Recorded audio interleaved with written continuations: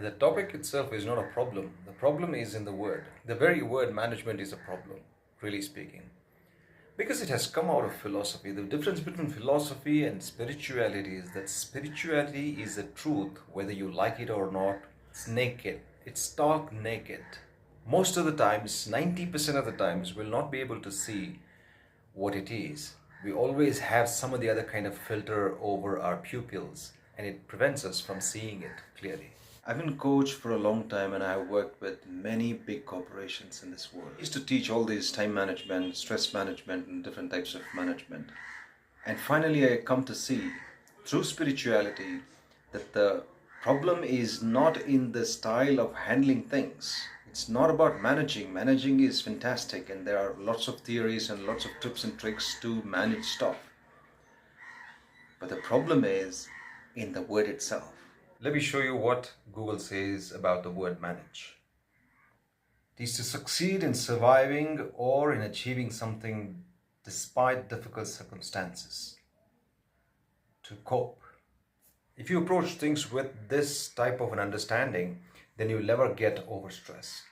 You are always going to manage stress, which means somehow coping with it, somehow being able to bear it. It's like taking painkillers. What you need is an antibiotic in order to completely heal off the ailment. Managing is just, if something's bothering you, get a solution. The best word is to reset, reconfigure, But we use the word management because it's been widely used and people have understood, and there is a collective consciousness behind it, so you can't help it. For that to change, it will take a long time, and I'm not going to sign up for that right now. But definition of words matter a lot, my friends. Without correct definition, you're not going to find anything in this world. I had written an article to a national daily in Nepal a long time ago.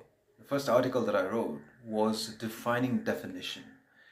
I will probably make another video on that, because words, once defined, it picks up subconsciously before even you think. It just picks up. You're walking in a jungle, let's say. There are certain things that are defined in a certain way, and the word danger, everybody has different definition, different degrees of fear that they feel when they perceive something as danger. Some people see snakes and these kind of animals and they don't feel anything, but some people run miles away when they see that one. You see, stress is mostly caused not only with the workload, with a lot of other things. The way you approach something, the way you gauge a project's bigness or smallness, the way your capabilities are aligned to that particular task or project, and how you construct a lifestyle around it. Okay, because work is going to gobble a major part of your life. Steve Jobs said at one point in time. So you'll have to live around your work. You'll have to live with the work. I'm not asking you to live to work, really speaking. The very intention of this video is to actually bring that sentence, bring the statement to life, that we work to live, not live to work. But then we have to first understand this from another angle.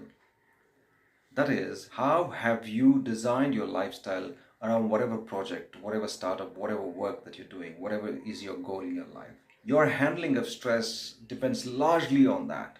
Two simple things that you can understand is that one is your lifestyle, how you eat, how you rest. It's non-negotiable. It just needs to be in place for you to feel good and then focus on your work. Second thing is the desire of not having done anything. If that doesn't bother you, you will win stress. You don't have to read any stress management book. You don't have to do much. But if you could be satisfied with that much, there are lots of other things like finding love, traveling, stuff that you wanted to achieve, help that you wanted to give, whatever. If those things don't bother you, actually the biggest culprit is that thing. Every time from inside it prickles, it says you ought to be doing something else somewhere else. What is this? How long will it go?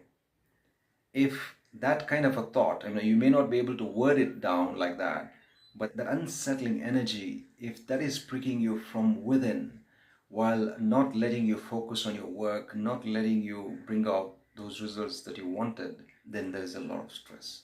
What comes from within is the biggest stress than what outside circumstances cause.